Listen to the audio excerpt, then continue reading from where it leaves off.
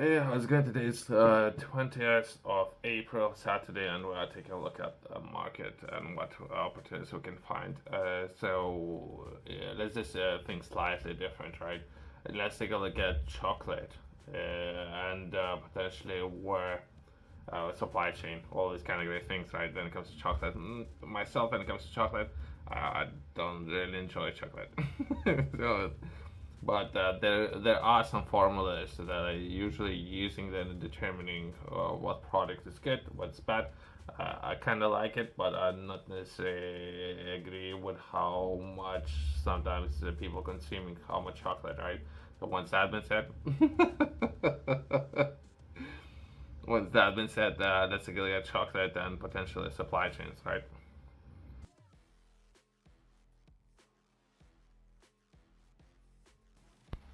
Let's take a look at um, while I'm doing it. We can take a look at people who understand it. Perhaps let's bring everyone up to speed, right? So that really where we begin where chocolate will be grown, and that really chocolate is primarily grown in a tropical region near Ecuador. They calling it chocolate belt or something like that.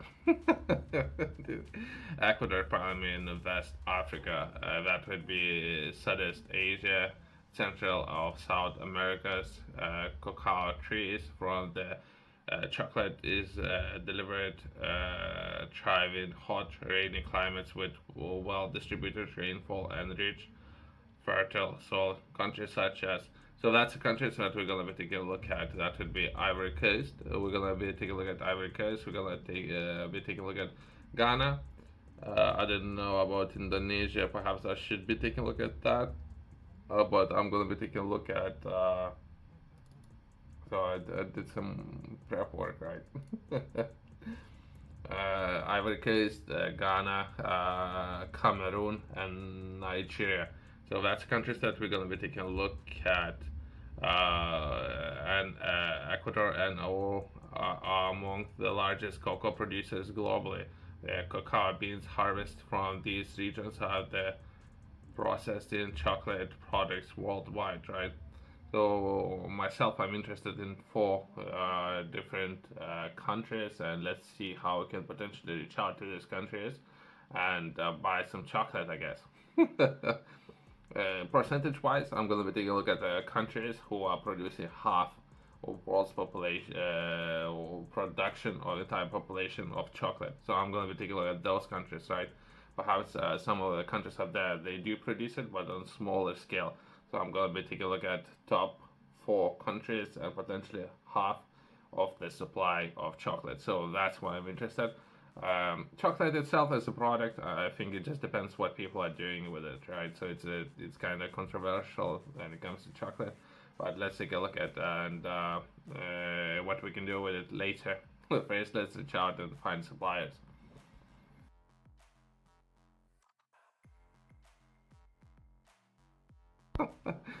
But overall, it's just for my own interest. I was taking a look at overall output of the country, so that's what I was looking for. But information that I got is that would be overall cost. So I was asking for different question, but either way. So I was looking for output, and I was taking a look at it, but I knew output already. For potentially for governments are producing half, so that's what I'm interested in. But that would be overall cost, I guess. And we're taking a look at supply chain. That would be chocolate supply chain involves several stages from chocolate beans cultivation to the production of chocolate products. Yeah, a breakdown of supply chain with approximately a percentage of the distribution. Cacao farming that could take 40 to 60%, and fermentation and or drying that would be 5 to 10%. Transportation 10 to 15%. Processing 20 to 25%. Manufacturing 20 to 25%, and packaging and distribution 10 to 15%.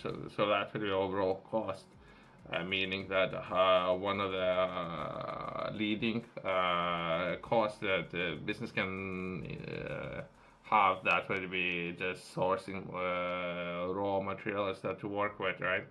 And that will be cacao. So let's try to understand price. Let's delve a little bit deeper in the market. As of now, we're not doing anything, right? So that's important thing to acknowledge. We're not doing anything other than we reaching out to the people, beginning conversations. I don't know. I guess we're trying to have some fun along the way. That's what we're doing, but we're not making decisions, right? And we're just looking to reach out to and establish partnerships, right? Since the entire process might be very complex and complicated, all these kind of things. So, if anything, I guess, I guess that would be mental preparation. We're not doing anything other than we reach out to some people and we asking some questions, right? If we're gonna work with an or source chocolate along the way, perhaps we can find where we're gonna use it, who we're gonna sell it to, all these kind of things. But as of now, we're just reaching out and we're trying to establish some partnerships, right? I have reached out to some people already and different parts of the world, and that was just one of the examples, so to say. If you want, you can. This is about just serious people, right? If you're serious about what you're doing, then people understand it, right? Since if price is right, quality is very good, we can rock it all. But it's very unlikely that that's gonna be in the first instance, all these kind of things, right? So first, we just need to reach out to perhaps a representative, or in this case, that would be UK, a representative for Department for Business and Trade, and I think that they have formed a department for it's called export support for Africa, but I will be taking a look at four different countries, right? And they potentially there is a person who would guide me through the process, right? So I'll be sharing some of those experiences, I guess. By the way, more than likely, since in my previous video we were taking a look at Five Eyes, so every time that I'm reaching out to you, those embassies, more than likely, right, I'm gonna be negotiating prices. I'm gonna be talking with potential partners, all these kind of things. That they're gonna be looking to track all this information, all these friendly people up there. They're gonna be tracking all these kind of good things, right? I cannot even enter this website until I agree with all the cookie policies, all these kind of things, right? Which potentially myself as a business or any business will need to reach out to those partners, negotiate prices, all these kind of things, right? So that means that's very commercially sensitive information, right? So it's very, very, very sensitive information, and now we are being encouraged to use existing infrastructures when it comes to establishing all these partnerships, and we have to agree with cookie policies and or cookie jar policies. Chocolate. I was just joking around because this subject is very important, right? Cookie jar policies would mean that people would prefer to track all this kind of data, right? First to protect their own interest. Would that be, I don't know. It could be a million things. Perhaps protect existing businesses and from new businesses coming in and buying up all the chocolate, so to say, right? So it's just perhaps briefly what's happening, more than likely is happening on the ground, right?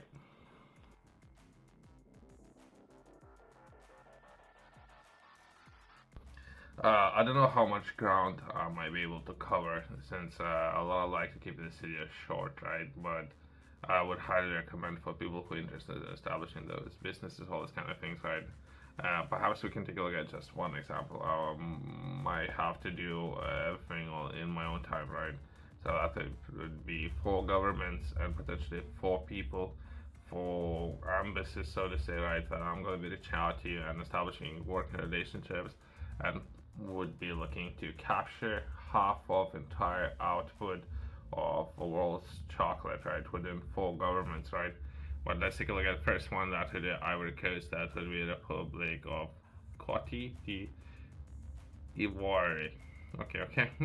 So, and there's many things that I won't be able to cover. Entire trade agreements and how things and all goods gonna be moved. So there's a lot of things, right? So that would be point of contact. If you reach out, schedule a conference call and speak with a person, that person will explain to you. And the partners that you would have, those more than likely some of those partners would know everything already. Long story short, perhaps if you're just starting out, everyone will explain to you in your own time what you will need to know. Let's say it this way, right? And we can take a look at the potential markets and what is being done currently in the market and what currently been done, and or potentially what you might be able to offer to this market and what they could offer to you in return. So perhaps they need something, and perhaps your company's manufacturing or producing something. In this case, perhaps we got something within the UK that we can send it in return for chocolate, and we can have exchange of goods. Those kind of things that could benefit both parties involved, right? I think that something that was mentioned in entire strategy of Africa. I don't know this region, right, but perhaps so that would be something that they're looking for. That would be food security. If they have it, that would be a natural progression into energy security. Those kind of areas, right? Or that would be, and how to accomplish that, and what and how the trade would take place. That's a little bit more complex, I guess. But that's briefly, right? And just an example of how to engage with the team and the child, and we'll begin establishing work relationships, since it can take a lot of time, right? Thanks for watching. See you next one.